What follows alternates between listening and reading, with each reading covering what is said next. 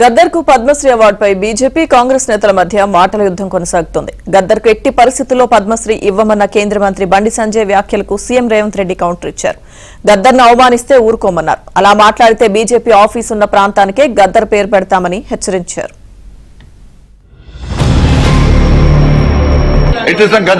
చెప్పండి అని భావజాలం ఏంది?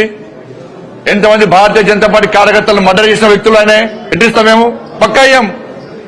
మా కార్యకర్తలను చంపితే మా కార్యకర్తలు చంపిన కార్యకర్తలను పాటలు పాడిన వ్యక్తి గద్దర్.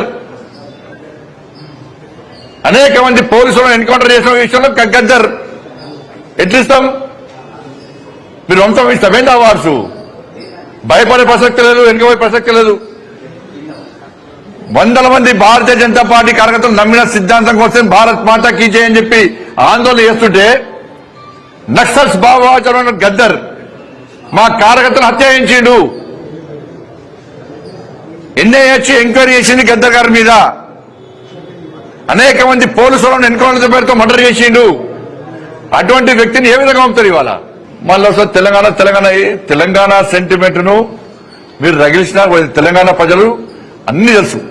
ఎవరు తెలంగాణ సెంటిమెంట్ తో లాభపడ్డారు, ఎవరు అమాయకులు బలైపోయారు, ఇవాళ ఎవరు లాభపడ్డారు, ఇలా ఎవరి వల్ల తెలంగాణ రాష్ట్రం అభివృద్ధి చెందుతున్నది, ఎవరు నిజమైన తెలంగాణ కోసం ఇవాళ బిల్లును ప్రవేశపెడితే సపోర్ట్ చేశారు. మళ్ళొక్కసారి మీరు మీ పార్టీ గద్దరన్నకు వ్యతిరేకంగా గద్దరన్న గౌరవాన్ని కించపరిచేటట్టు మాట్లాడితే మీ పార్టీ ఆఫీసు ఉన్న ప్రాంతానికి గద్దరన్న పేరు పెడతా. మీ పార్టీ కార్యాలయం అడ్రస్ రాసుకోవాలంటే గద్దరన్న గల్లీ అని రాసుకునేటట్టు చేస్తా బిడ్డ మిమ్మల్ని.